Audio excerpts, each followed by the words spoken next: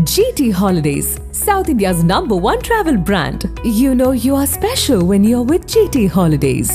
எங்க சேதாரத்துக்கு மேல கொடுத்தீங்கன்னா உங்க காசை வேஸ்ட் பண்ற மாதிரி தான்.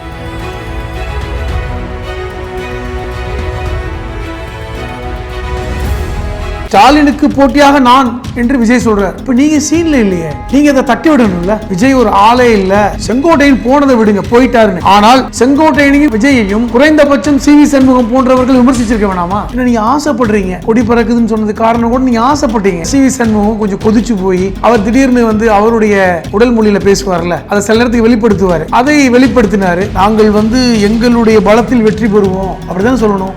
நீங்கள் பாஜக எங்களோடு சேர்ந்தால் நாங்கள் ஆட்சியை பிடிப்போன்றீங்களே, உங்க ஸ்டேட்மெண்ட்டே தப்பு தானே. அவர் என்ன துணியில பேசினாரு சரி, இன்னும் நம்முடன் துரோகிகள் இருக்கிறார்கள் சொன்னார். மேடையில் இருந்தாங்களா துரோகிகள்? நீங்க தாங்க முதல்வர் வேட்பாளர். ஆனா அரசு எங்க அரசு? அமித்ஷா சொல்றாரு, நல்லா புரிஞ்சுக்கணும்.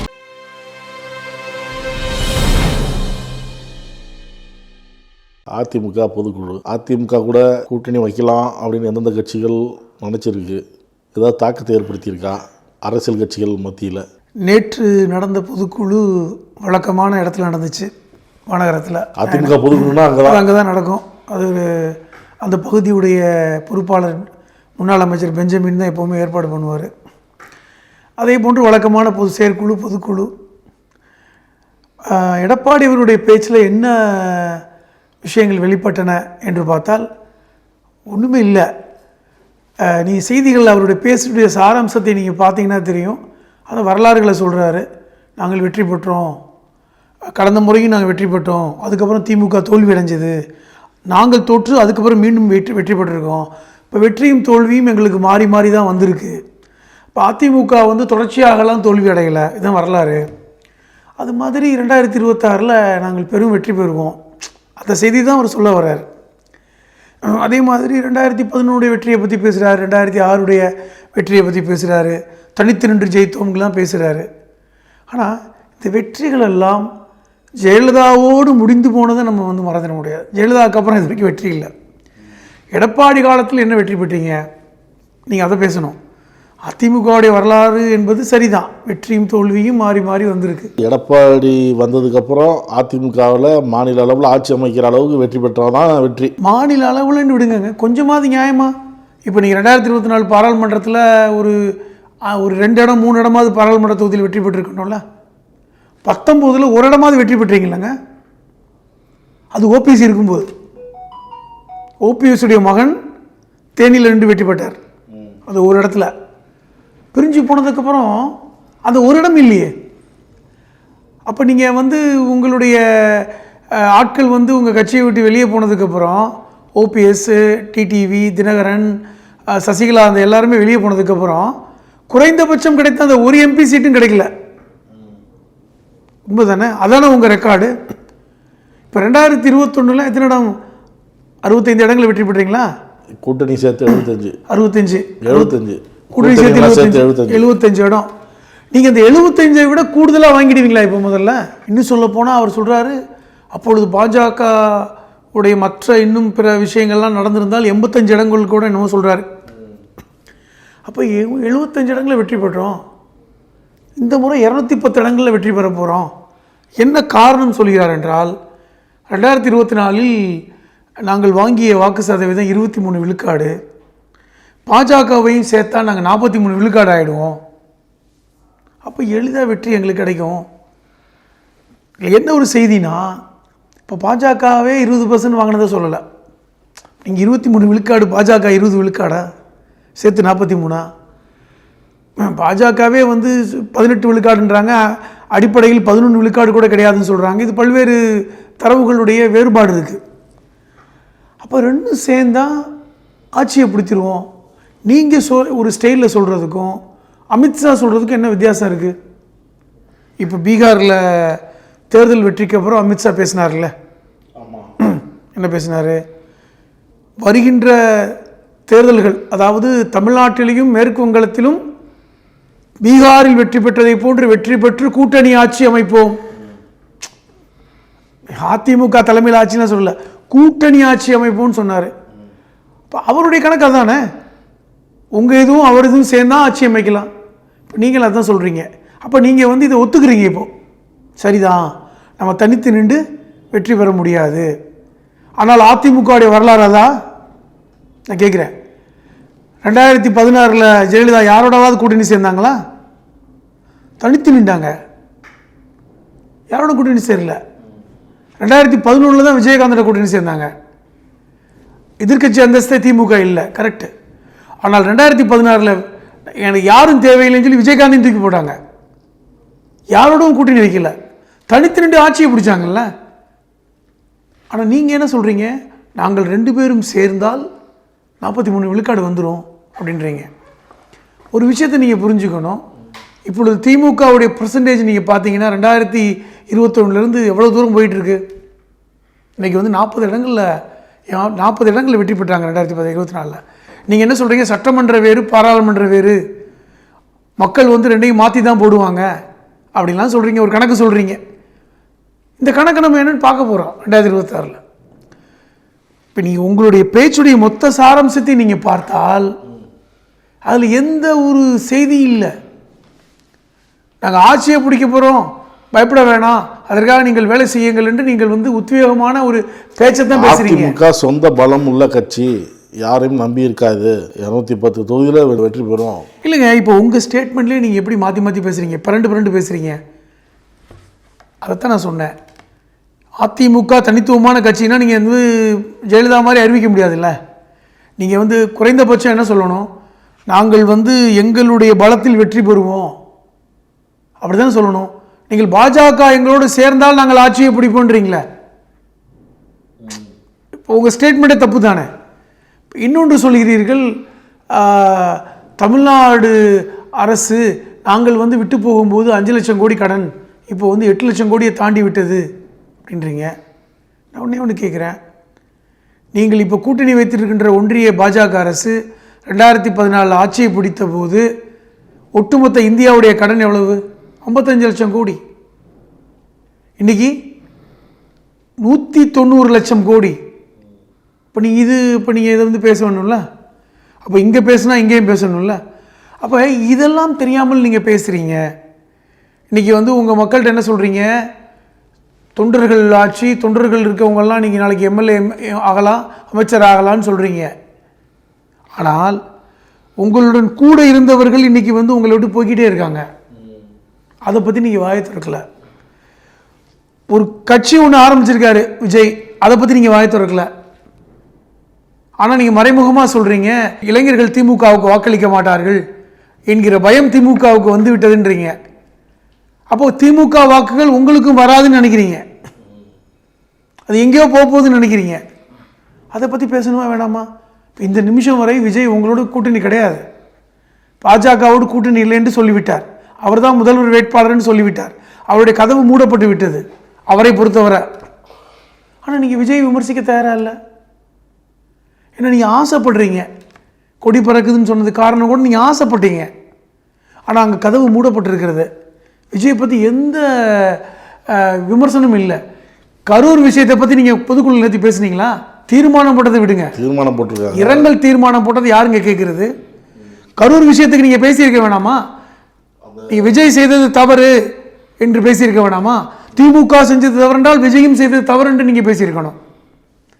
காவல்துறை செய்தது தவறு என்றால் இவர்கள் கூடிய கூட்டத்திற்கு சரியான ஒரு அந்த கிரவுட் மேனேஜ்மெண்ட் செய்யவில்லை என்று விஜய் நீங்கள் குற்றம் சாட்டியிருக்கணும்.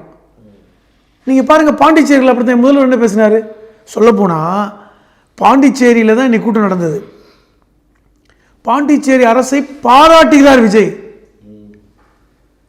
அங்கே எங்களுக்கு சிறப்பான முறையில் காவல்துறை எங்களுக்கு உதவி செஞ்சாங்க, அரசு வந்து சிறப்பாக நடக்குதுன்னு சொல்கிறாரு. நான் என்ன கேட்குறேன், பாண்டிச்சேரியில் எந்த ஐடி ஹப் இருக்குது? ஆனால் ஓஎம்ஆர்லேயும் இசிஆர்லேயும் ஐடி ஹப் இருக்குது. தமிழ்நாட்டில் தொழிற்சாலைகள் இருக்குது. பாண்டிச்சேரிக்கு போகிறவர்கள் எதற்கு போகிறாங்கன்னு எல்லாருக்கும் தெரியும். ஆனால் நீங்கள் பாண்டிச்சேரியை பாராட்டுறீங்க. ஆனால் பாண்டிச்சேரி முதல்வர் உங்களை என்ன சொல்கிறாரு, உங்கள் அரசியலெல்லாம் நீங்கள் தமிழ்நாட்டில் வச்சுக்கோங்கன்னு சொல்கிறாரு. அதை பற்றி நீங்கள் பேச வேணாமா? அப்படின்னா நீங்கள் விஜய் பற்றி நீங்கள் பேசியிருக்கணும்ல. ஒருவேளை அதிமுக இருக்கிற உயரத்துக்கு தாவேக்காலம் ஒரு ஆள் இல்லை அப்படின்னு நினச்சிட்டாரோ? அப்போ ஏன் திமுக விமர்சனம் பண்ணுறாங்க? ஆட்சியாளர்களே விமர்சனம் பண்ணுறாங்களே. அதான் ஆட்சியாளர்கள் அதை உங்களை விமர்சனம் பண்ணுறாங்க, அது ஆட்சியில் இருக்கிறதுனால விமர்சனம் பண்ணுறாரு. இல்லைங்க, நான் என்ன சொல்கிறேன், இப்போ திமுகவா அதிமுகவா என்கிற கேள்வி தான் இன்றைக்கி தேர்தல் களம். கடந்த 50 வருஷம் தேர்தல் களம் அதுதான். தமிழ்நாட்டில் வந்து யார் முதலமைச்சராக வருவார் என்று கேட்டால் திமுக அல்லது அதிமுக என்கிற பேச்சு தான் இருக்கும். ஆனால் விஜய் நான் தான் முதல்வர் என்று சொல்லிடுறார். அப்போ உங்களுக்கு போட்டியாக ஒருத்தர் வந்திருக்காரு இல்லைங்க. நான் என்ன கேட்குறேன், ஸ்டாலினுக்கு போட்டியாக நான் என்று விஜய் சொல்கிறார், திமுகவுக்கு போட்டியாக தாவேகான்னு சொல்கிறார். அப்போ நீங்கள் சீனில் இல்லையே, நீங்கள் அதை தட்டி விடணும்ல. விஜய் ஒரு ஆளே இல்லை, நாங்கள் தான் எங்களுக்கும் திமுகவுக்கும் தான் நேரடி போட்டின்னு சொல்ல வேணாமா? நீங்கள் விஜயை வந்து நீங்கள் வளர்த்து விடுற மாதிரி விட்டு கொடுக்குறீங்க. அவரை பற்றி நீங்கள் பேசலை. கரூர் விஷயத்தை நீங்கள் வந்து புட்டு புட்டு வச்சுருக்கணும்ல. கரூரில் விஜய் செய்தது தவறுன்னு நீங்கள் சொல்லியிருக்கணும்ல. அதற்காக நீங்கள் திமுகவை பாராட்ட தேவையில்லை. அப்போ திமுகவையும் விஜயையும் நீங்கள் ஒரு தட்டில் வைத்து பார்த்துருக்க வேண்டாமா? அது ஏன் நீங்கள் செய்யலை என்பதுதான் முக்கியமானது. அப்போ நீங்கள் வந்து விஜயை வந்து பகைத்து கொள்ளாமல் கூட்டணிக்கு வந்து விடுவார் என்கிற ஒரு நப்பாசை அல்லது பாஜக அவரை கொண்டு வந்து விடும் என்கிற ஒரு எண்ணப்பாடு உங்களுக்கு இருக்குது. சி சண்முகம் பேசும்பொழுது நம்மளோட உறவாடி கெடுக்கிறவங்க இருக்கிறாங்க, அதிமுக அழிஞ்சு போகணும்னு நினைக்கிறாங்க அப்படின்னு சொல்கிறாரு. யாரை சொல்கிறாரு உறவாடி நினைக்கிறது? வந்து இந்த விலக்கப்பட்டவர்கள் நீக்கப்பட்டவர்களா இல்லை பாஜகவா? யாரை சொல்கிறாரு? நீங்கள் எப்படி பாருங்க, நம்மை அழிக்க வேண்டும் என்று நினைக்கிறவர்கள் நம்ம கூட இருக்காங்கன்னு சொல்லி ஒருவேளை ஸ்டேஜில் இருக்காங்களோ மேடையில் இருக்காங்களோ தெரியல. நம்ம கூட இருக்காங்கன்னா இப்போ செங்கோட்டையன் உங்கள் கூட இல்லை, ஓபிஎஸ் உங்கள் கூட இல்லை, உங்களை விட்டு அன்வர் ராஜா போயிட்டாரு, பல்வேறு முன்னாள் அதிமுக தலைவர்கள் கட்சி மாறிட்டாங்க. அப்போ இன்னும் உங்கள் கூட இருக்கவங்க யார்? உங்கள் கூட இருக்காங்கன்ற சொல்கிறீங்க, நீங்கள் துரோகின்றீங்க. சொல்லப்போனால் 2021 வந்து துரோகியால் தான் வீழ்ந்தோன்றீங்க. எங்களுடைய தோல்வியே துரோகத்தால் ஏற்பட்டது, எதிரிகளால் அல்ல அப்படின்றீங்க. அதை விட முக்கியமாக இன்றைக்கி வந்து ஸ்டாலின் முதலமைச்சராக இருப்பதற்கு காரணமே நாங்கள் தான், அவர்களுடைய துரோகம்தான், ஏன்னா நாங்கள் ஜெயிச்சிருப்போம் அப்படின்றீங்க. இதெல்லாம் யாரை நம்ப வைக்கிறீங்க? எடப்பாடியை நம்ப வைக்கிறீங்களா? அதான் கேட்குறேன். யாரை நம்ப வைக்கிறதுக்கு சொல்கிறீங்க? உங்கள் தொண்டர்களை நம்ப வைக்கிறீங்களா? உங்கள் கட்சிக்காரங்களை நம்ப வைக்கிறீங்களா? யாருமே நம்ப தயாராக இல்லை. ஒன்று தெரியுமா, எடப்பாடியே அதை நம்ப மாட்டார், எல்லாருக்குமே தெரியும். இப்போ பிரச்சனை எடப்பாடி சொன்னது மாதிரி 23 விழுக்காடு வாக்குகள் தானே வாங்கினீங்க. நீங்கள் எத்தனை விழுக்காடு நீங்கள் ஜெயலலிதா இருக்கும்போது வாங்கினீங்க? 44 விழுக்காடு வாங்கினீங்களே. அப்போ அந்த 13 விழுக்காடு எங்கே போச்சு? அப்போ இதை நீங்கள் வந்து பாஜகவை வைத்து சரி செய்யலாம்னு நினைக்கிறீங்களா? இப்போ 2021 தேர்தலில் இதே பாஜகவோடு தான் நீங்கள் கூட்டணி வச்சு தேர்தலை சந்திச்சிங்க. இது ஒன்றும் உங்களுக்கு புதுசு இல்லையே. அப்பொழுது ஏன் நீங்கள் வெற்றி பெறலை? அப்போது நீங்கள் உங்கள் கூட்டணி 75 இடங்களில் தான் வெற்றி பெற்றாங்க. அதே கூட்டணி தானே இப்போவும் இருக்குது, அதில் ஒன்றும் மாற்றம் இல்லையே, புதுசாக வரலையே. இப்போ விஜய் உங்கள்கிட்ட வந்துட்டாரு, இல்லை மற்ற கட்சிகள் திமுக விட்டு வந்துட்டாங்க, விசிகா வந்துருச்சு, அல்லது வந்து மற்ற சிறு கட்சிகள்லாம் உங்கள்கிட்ட வந்துட்டாங்க அப்படின்னா நீங்கள் ஒரு கால்குலேஷன் போடலாம். யாருமே வரலையே. இப்போ 2021 விட நீங்கள் இந்த 26 எந்த விதத்தில் நீங்கள் மேம்பட்டிருக்கீங்க? இப்போ இதுக்கு வந்து நீங்கள் விடை சொல்லாமல் உங்களுடைய தொண்டர்களும் உங்கள் கட்சிக்காரரும் எப்படி இதை நம்புவாங்க? இப்போ சிவி சண்முகம் சொன்ன விஷயத்தை நீங்கள் பார்க்கணும்.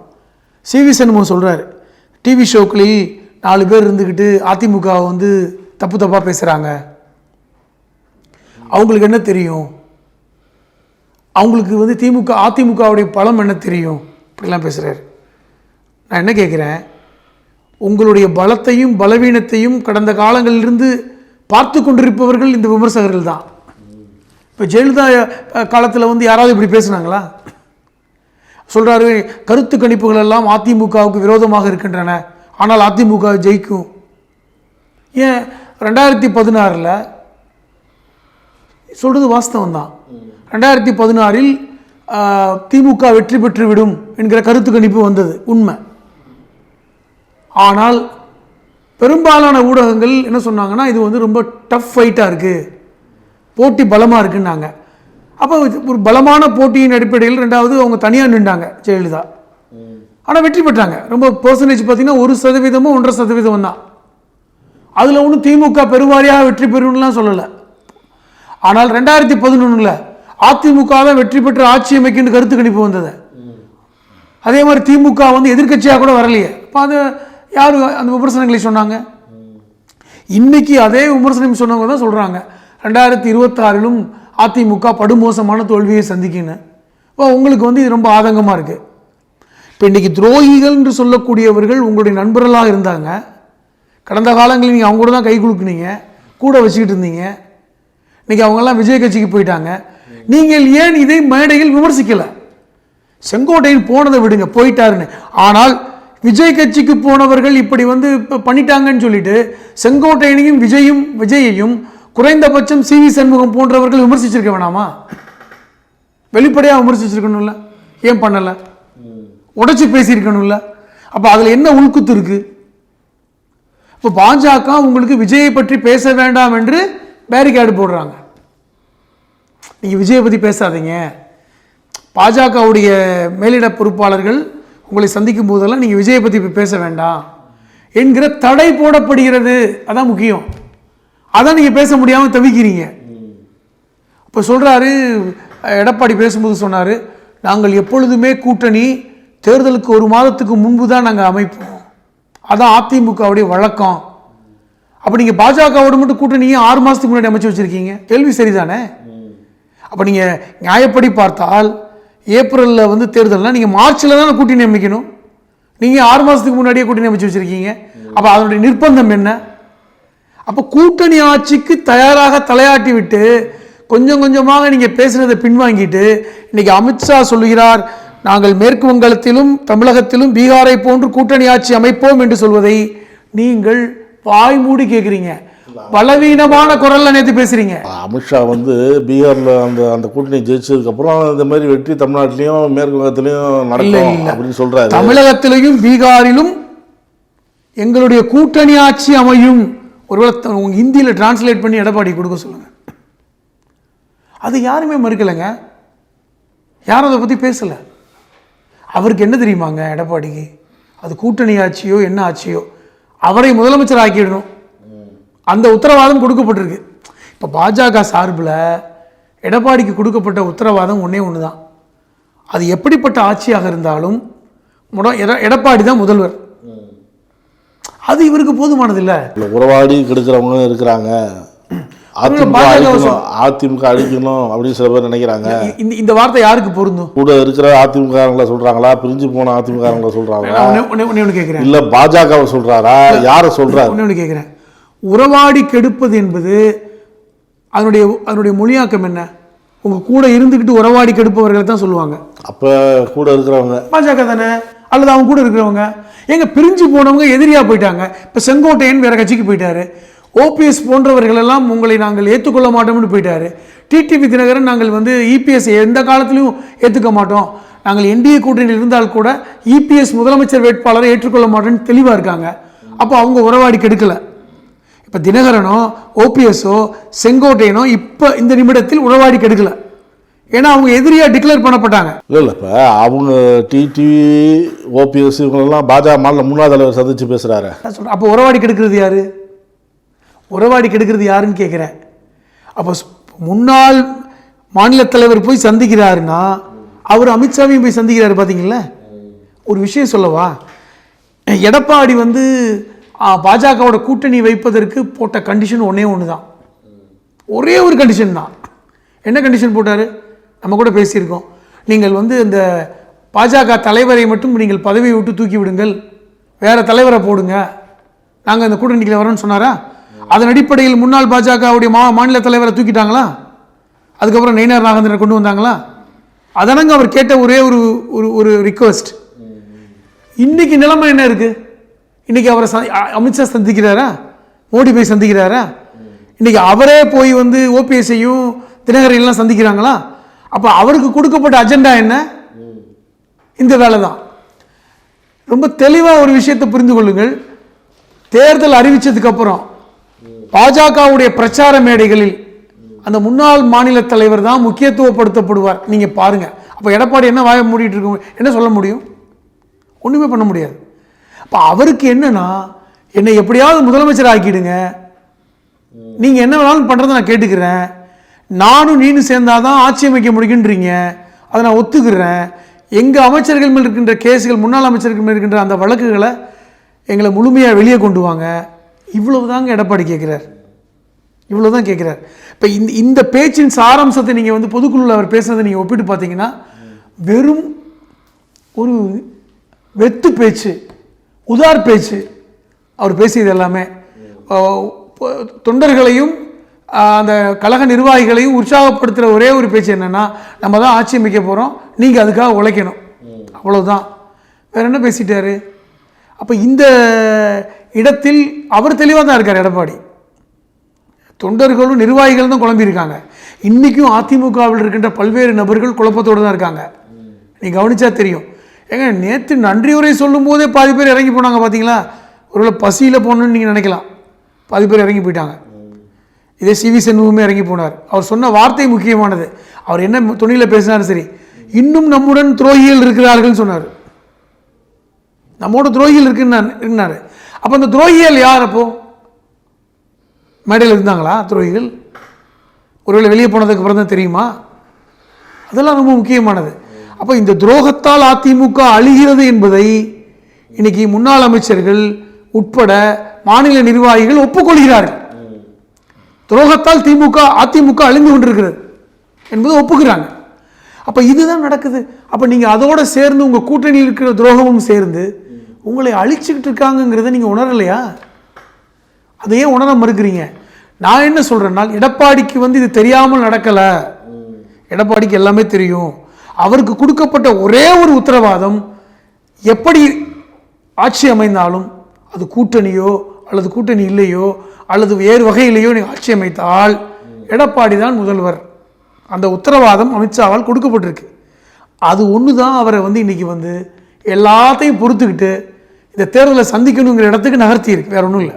210 தொகுதியில் அதிமுக தனித்து வெற்றி பெற்று பெரும்பான்மையுடன் ஆட்சி அமைக்கணும்னு சொல்கிறாரு. ஏற்கனவே இப்போ நீங்கள் தான் சொன்னீங்க, பீகாரில் வந்து அந்த நிதிஷ் பாஜக ஜெயித்த உடனே தமிழ்நாட்டிலையும் மேற்கு வங்கலையும் இதே போல் ஆட்சி தொடரும், இதே போல் ஆட்சி அமைக்கப்படும் அப்படின்லாம் சொன்னார்னு சொல்கிறீங்க. இதில் கூட்டணி ஆட்சியா இல்லை என்ன, எதுக்காக இப்படி பேசினார்? இவங்க வந்து ஒரு திட்டமிட்டு தான் வந்து அங்கே முதல்வர் வேட்பாளர் யாருன்னே தெரியல அப்படின்லாம் சொல்லிட்டு இருந்தாங்கல்ல. நேற்று வந்து பார்த்தீங்கன்னா எடப்பாடிக்கு முன்பு பேசினவங்க எல்லாருமே எடப்பாடி தான் முதல்வர், எடப்பாடி தான் முதல்வருங்கிறத பாஜக மறுத்துட்டாங்களா? கிடையாது. அமித்ஷாவே மறுக்கலை. எடப்பாடி தாங்க முதல்வர். ஆனால் கூட்டணி ஆட்சி இப்போ நிதிஷ்குமார் தான் முதல்வர். இப்போ தேர்தல் காலத்தில் நிதிஷ்குமார் தான் முதல்வர்னு அமித்ஷா சொன்னார். அதுவும் யாரும் மறுக்கலையே. இப்பவும் பாருங்களேன், அமித்ஷா தெளிவாக தான் இருக்கார், பாஜகக்காரங்க தெளிவாக தான் இருக்காங்க. அதிமுக முதல்வருங்கிறதே ஒத்துக்கிறாங்க. அது என்ன வேணாலும் அவங்க பேசிட்டு போகணும்னு அவங்களும் தெளிவாக தான் இருக்காங்க. டீலிங் கரெக்டாக தான் இருக்குது, அதில் ஒன்றும் சிக்கலே கிடையாது. ஆனால் அந்த டீல் ரொம்ப பிடிச்சிருக்கு. என்னென்னா, நீங்கள் தாங்க முதல்வர் வேட்பாளர், ஆனால் அரசு எங்கள் அரசு அப்படின்னு அமித்ஷா சொல்கிறார். நல்லா புரிஞ்சுக்கணும். நீங்கள் தான் முதல்வர் வேட்பாளர், நீங்கள் தான் முதல்வர், ஆனால் ஆட்சி எங்கள் ஆட்சி. செம்ம டீலிங்கில் இந்த டீலிங்கை ஒட்டி தாங்க ரெண்டு பேரும் பேசுகிறாங்க. அது நம்ம தான் வந்து போட்டுட்டு அதுக்கு வந்து அறிஞர்கள் பொருள்லாம் தேடிக்கிட்டு இருக்கோம், இலக்கணம்லாம் தேடிக்கிட்டு இருக்கோம். டீலிங்லாம் சூப்பராக தான் இருக்குது, அதில் எந்த மாற்றமும் இல்லை. எடப்பாடியை பொறுத்தவரை நம்ம தானேங்க முதல்வர், நம்ம ஆட்சி தானே அப்படின்னு நினைக்கிறாரு. ஆனால் அமித்ஷா முதல்வர் மட்டும்தான் நீ, மாப்பிள்ளை மட்டும்தான் நீ போட போகிற சட்டை என் சட்டை தான் அப்படிதான் தெளிவாக இருக்கார். இதுதான் அவங்க டீலிங்கு. அதை வைத்து தான் பொதுக்குழுவில் வந்து எல்லாரும் பேசினாங்க. அதில் கொஞ்சம் சிவி சண்முகம் கொஞ்சம் கொதிச்சு போய் அவர் திடீர்னு வந்து அவருடைய உடல் மொழியில் பேசுவார்ல, அதை சில நேரத்துக்கு வெளிப்படுத்துவார். அதை வெளிப்படுத்தினார். யார் துரோகி அப்படிங்கிறத கண்டிப்பாக எடப்பாடிக்கு தெரிஞ்சிருக்கும். நடுவில் சில பேர் பேசும்பொழுது தோல்விக்கு காரணம் எதிரிகளை விட துரோகிகள் தான். துரோகிகள் யாருங்க? கட்சியிலேருந்து விலகி உங்கள் கூட இருக்கவங்க தானே. இப்போ உங்கள் கூட இருக்கவங்க ஒருத்தர் வெளியே போனால் அவன் துரோகி. இப்போ நாளைக்கு ஒரு ஆள் வந்து இந்த மேடையில் இருந்த ஒரு ஆள் வந்து வெளியே போய் திமுகவில் சேர்றாருன்னு வைங்க, அவர் துரோகி. இப்போ சார் யாருங்கிறது அடையாளப்படுத்த வேண்டிய ஒரு பக்கம் இருக்கட்டும். இப்போ இதுக்கு மேலேயும் அதிமுகலேருந்து வெளியேறதுக்கான வாய்ப்பு உண்டு. இன்னும் நீங்கள் தேர்தல் நெருங்க பாருங்க, கண்டிப்பாக உண்டுங்க. போவாங்களா, தாவேகா போவாங்களா, அது சொல்ல முடியாது. ஏன்னா செங்கோட்டையனுடைய இன்ஃப்ளூயன்ஸ் இருந்தால் தாவேகாவுக்கு போவாங்க. அங்கு போன மற்ற நபர்களுடைய இன்ஃப்ளூயன்ஸ் இருந்தால் திமுகவுக்கு போவாங்க. இல்லை கொஞ்சம் சுய அறிவு, சுயமரியாதை, திராவிட சிந்தனை இப்படி இருந்துச்சுன்னா அதுக்கேற்ற மாதிரி முடிவு பண்ணி போவாங்கல்ல. அது ஆட்களை பொறுத்து தானே. இப்போ நீங்கள் திமுகவுக்கு போனவங்களை பாருங்கள், நாங்கள்லாம் திராவிட சிந்தனைகள் உரியதுனால இங்கே வந்துட்டோம் அப்படின்னு போனாங்க. சில அசைன்மெண்ட்டுக்காக செங்கோட்டையன் தாவே கட்ட போனார், அவருக்கு அசைன்மெண்ட்டு. இப்போ நாஞ்சில் சம்பத்து போயிருக்காரு, அது ஒரு அசைன்மெண்ட்டு தான். அவரும் திராவிடத்தில் ஊறின ஒரு கட்டைன்னு தான் சொன்னார். அவர் இப்போ வந்து ஒரு மட்டையாக இருக்கார் அங்கே போய்.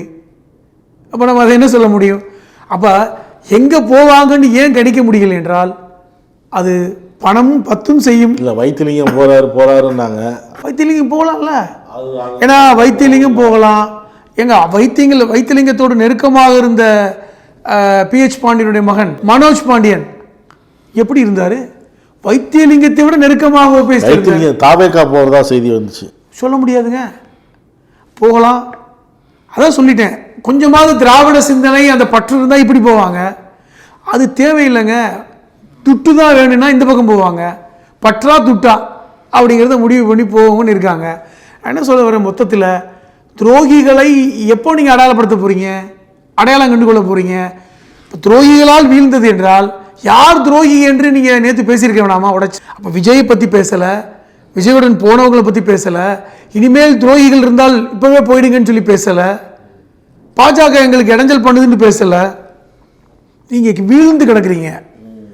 எங்களுக்கு நீங்கள் முதல்வர் வேட்பாளர் நாங்கள் தான் அப்படின்னு நீங்கள் மாறுதட்டி சொல்கிறீங்களே, அதை எந்த விதத்திலையும் பாஜக மீறவில்லை. நீங்கள் தான் ஐயா முதல்வர் வேட்பாளர் என்று அமித்ஷா பலமுறை சொல்லிவிட்டார். மற்ற விஷயங்கள் எல்லாமே ஒரு செட்டப் தான். நக்கீரன் டிவிக்கு சப்ஸ்கிரைப் செய்யுங்கள். உங்கள் ஆதரவே எங்கள் பலம். ஆசிரியர்களுக்கு நண்பனாகவும் மாணவர்களுக்கு ஆசானாகவும் திகழும் தேர்வு வழிகாட்டி. ஒவ்வொரு பாடத்திற்கும் அனுபவமிக்க ஆசிரியர்களின் துல்லியமான தெளிவான விடைகள். CNC இருக்கு, தேர்வு பயம் எதற்கு? இது தீரன் பப்ளிஷிங் ஹவுஸ் விற்பனை வெளியீடு.